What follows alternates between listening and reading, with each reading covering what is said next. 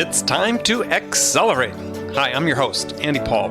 Join me as I host conversations with the leading experts in sales, marketing, sales automation, sales process, leadership, management, training, coaching, any resource that I believe to help you accelerate the growth of your sales, your business, and most importantly, you. Hello, and welcome to Accelerate. This is another edition of Frontline Friday with my very special guest, Bridget Gleason. Bridget, how are you this morning? Andy, super. Andy, how are you and where are you? I am fine, and I'm in New York City. World headquarters of the Accelerate Media Empire. And did you really go from Hawaii to New York City? Is that that's a big time zone. Couple weeks ago we did, yeah. That's a big time zone shift. 6 hours. So that'll mess up your sleep. It did. Yeah, it did. It took a long time to sort of readjust coming back, but it's well worth it. So, and beautiful in New York right now, isn't it? It has been. Actually, we've had some unseasonable. We actually had record highs the last 2 days. And so we're recording this about a month before people are listening to it. We had record highs, and I think fall now is finally going to take hold today. That's what they're saying. So it's sort of late compared to normal years, but who knows what's normal anymore when it comes to the weather? I know. Who knows what you're in store for on the East Coast? Having lived in Boston for a couple of years, and then you been escaped there for a couple of winters. Yes. Yeah, and I was back in Boston last weekend, and God, it was beautiful. Loved it. Fall hadn't hit and winter hadn't hit, and Boston is very lovable at that time. Yeah. In that period, Boston's lovable anyway. But anyway, well, good. Glad you're caught up on time zones and back in beautiful New York. Yeah, raring to go. So today we're going to talk about books. We love talking about books. And Dave, on my travels, I had time to continue reading and just in a better venue, perhaps. But two books I read recently I thought were very interesting. I wanted to chat with you about. So the first one is a book called Absolute Value: What Really Influences Customers in the Age of Nearly Perfect Information. The nearly in parents, nearly perfect information.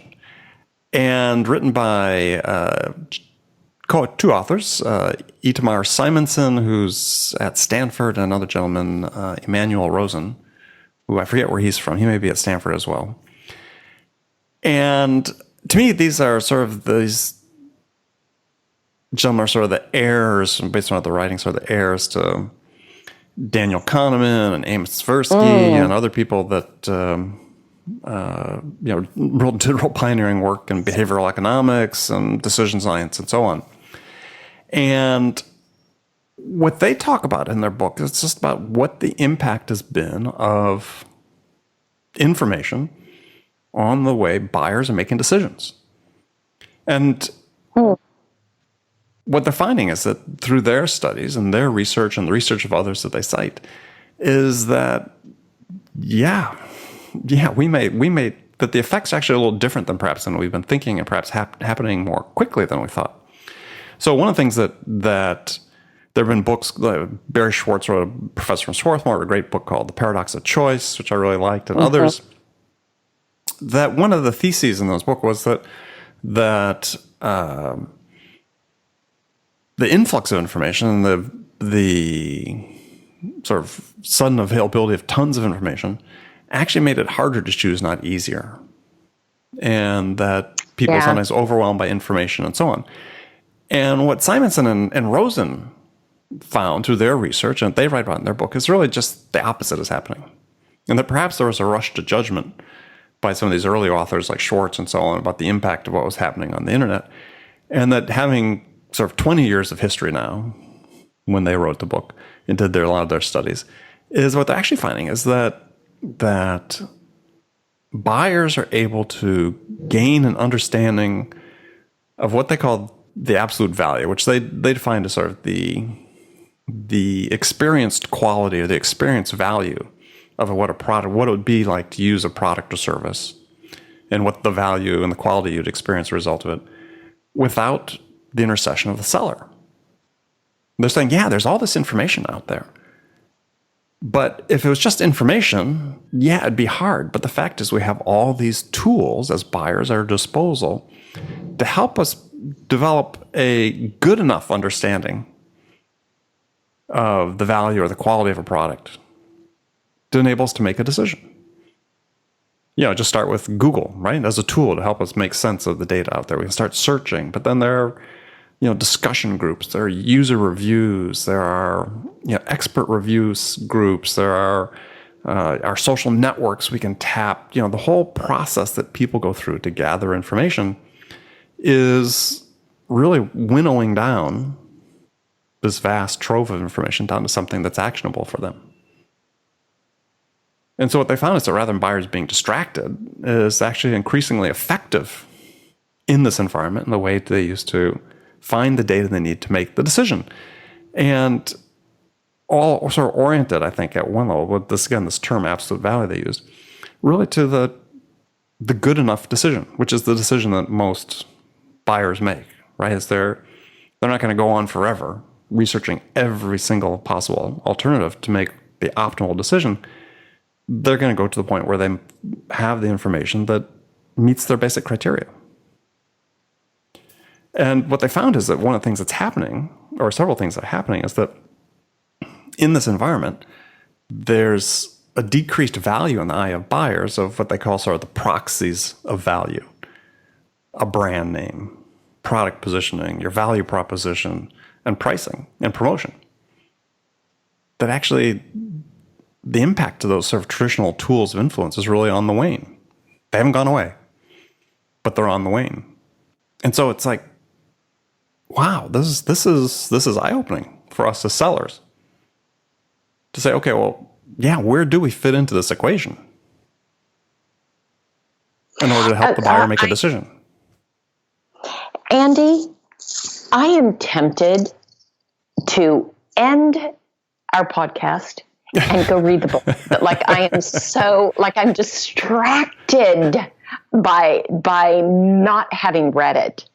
I just think it's fascinating.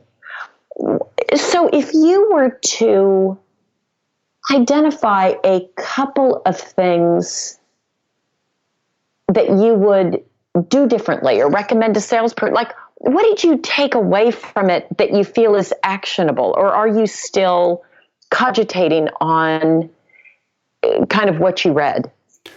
Well, sort of both, actually. And so some of the early takeaways were, for me, were sort of confirmations of experiences that I'd had, that opinions that I had already even written about in some cases in my books, but arrived at intuitively, and I said experientially, as opposed to being data-based, based on research.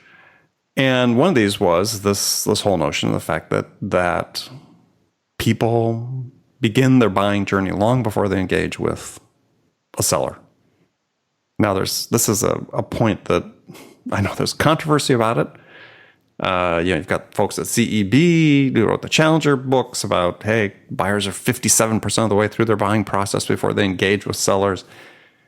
Other studies from like Serious Insights and others, or Serious Decisions and others, that saying, yeah, that's not true. It's much less than that.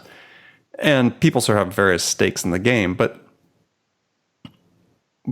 to me, it confirmed the fact that, the buyers, they've engaged in this process well before they engage with sellers in almost all cases. And I won't say it's 100% of the cases because, nothing's ever 100%, but in the main, that's what's going on. And a perfect example that they talked about, which is, I think, the one that sort of makes the case for this, is think about your own history when you browse. I mean, do you ever bookmark a web page? Uh-huh. And why are you doing that? So I can go back to it so I don't forget. Right, because I don't want to do it. But it's information that you want to use again in the future, right? Right. Well, see, that's what buyers are doing. They're going through, and yeah, they may not have in place a buying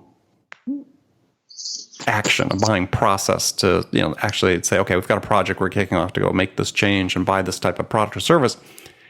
But they're constantly gathering information. And just the example of a bookmark of a web page. Yeah, we're going through. I'm going to bookmark this. I'm going to come back to it. I do it all the time. I've got things that I buy for my business or I buy for myself personally that I've got organized into my bookmark bar, excuse me. Say that 8 times. 8 times real fast. Faster. And I go back and reference it. Well, that was me starting my buying journey for that particular product or service. So this is a common behavior.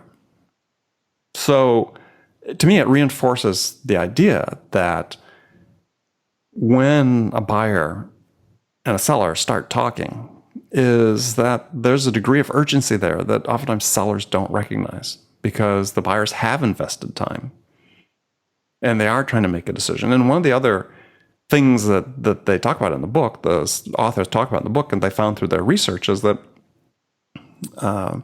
information that buyers gather proactively, they act on more quickly than information that they receive externally. Because to me, because they're saying, look, I've invested time in this to proactively gather it. In order to earn a return on that time I've invested, which is a concept that I talk about in my first book, then I need to take action.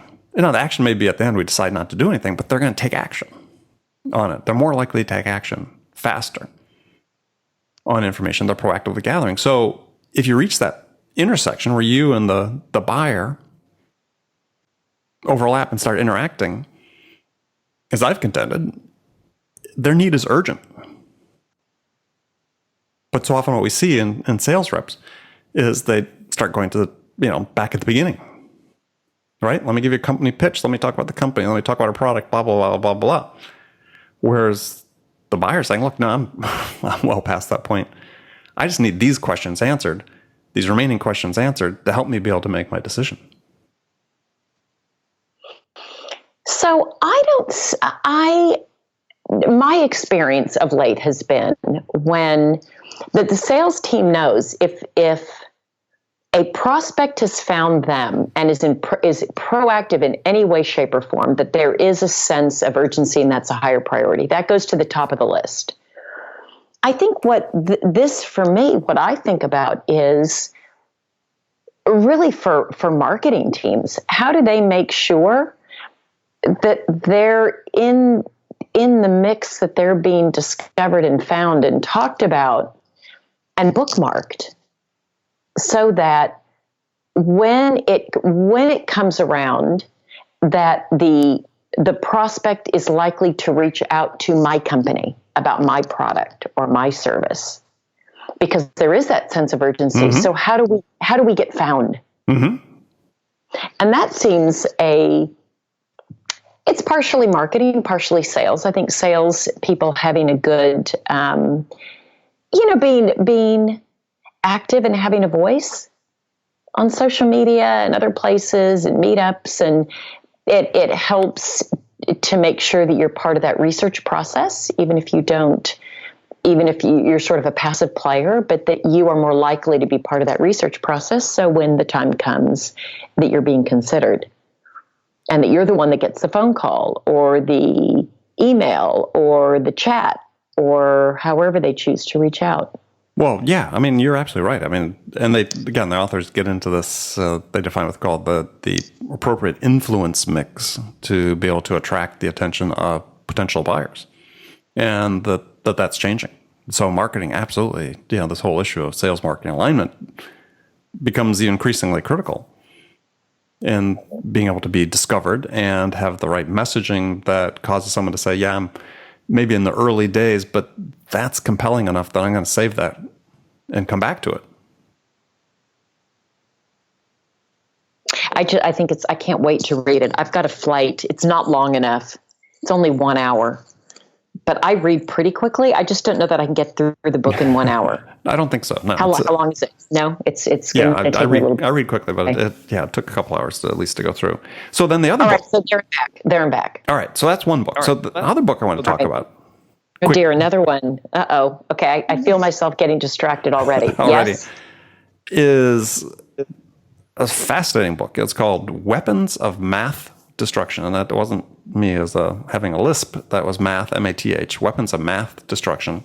I love it. Subtitle, How Big Data Increases Inequality and Threatens Democracy. Written by a woman named Kathy O'Neill. And again, a fascinating book. And people are wondering, what's it have to do with sales? I'll get to that.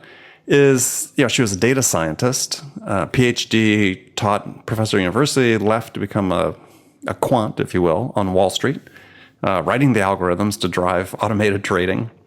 And as an aftermath of the crash, began to see sort of the shortcomings in this, what she sort of calls an algorithm-driven world. And where algorithms are increasingly used to control aspects of our lives, like credit applications. She gives example after example about algorithms being used in place of humans to make judgments about creditworthiness, and how the algorithms use all these different factors like zip codes and so on as indicators of creditworthiness, as opposed to looking at the individual themselves. As a result, then have these practices like redlining and so on, where people in less economically advantaged areas or economically depressed areas, end up, because of the zip code, end up paying much higher rates on insurance and credit cards and loans and so on, which have nothing to do with the individual themselves. And then it starts perpetuating inequality in terms of income and debt and so on. And she went through all these fascinating examples about how algorithms are used. And her point, bottom line, was that the trouble with this big data and the algorithms is that every algorithm is based upon assumptions made by people, and that the assumptions are oftentimes biased and flawed. And so then they're replicated throughout the use of the algorithms. So even if you have some sort of machine learning, it's learning based on flawed assumptions. And she could give some compelling examples, like things like prison sentencing. There's software that's used that's algorithmically based that, in some cases, prisoners or people are convicted of crimes. When judges look at the software to determine sentencing, one of the factors that's included is whether there's anybody related to them that also has served a term in prison. And their algorithm then pops up a recommendation for them to have a longer sentence based on the fact they had a relative that had been in prison. So she's saying, we've got these basic inequities built into these algorithms, and based on these assumptions. And I started thinking about this from a sales context. I mean, I thought it was fascinating talking about the larger sociological implications, but in sales as well, we see this starting to happen because we've got increasing amounts of automation coming into our world in sales. And I was talking to a client, talking about, they've got software that call centers use, and on inbound leads, the rules are set up that on inbound lead, it always goes to the available agent who's got, highest quota attainment. And you start thinking about that. And my question to him at the time was, well, if you're never giving the people that have lower quota attainment more opportunities to improve and get better and do a better job and coach them to improve, then you're just creating this vicious cycle that they're never going to get better and they're going to wash out. And it's all based on the assumption that built into the algorithm, well, you got to give it to the best person, as opposed to let's get it to the people that we write, let's elevate everybody. So anyway, I know we don't have a whole lot of time to finish up the discussion, but it was a fascinating book, and another one of those that's still thinking about the implications of it in our world, but there clearly are. Yeah, I think that it sort of is along the lines of one of our previous discussions around the sales tools, and if they helped, are they helping, are they hurting, and maybe some of it is just these algorithms gone wrong. And I mean, based on human assumption, sometimes that's going to work in our favor, that we need the human interaction, and sometimes it's going to be flawed. I'm distracted by wanting to read and understand this. I mean, part of the reason is I'm in big data and have been in big data and plan to stay in big data. And so the implications for not just sales, but sort of across the board, because it does touch all aspects of our lives, just this proliferation of data. Yes. And the variety of data that's being collected, the velocity at which it's being collected, it's staggering.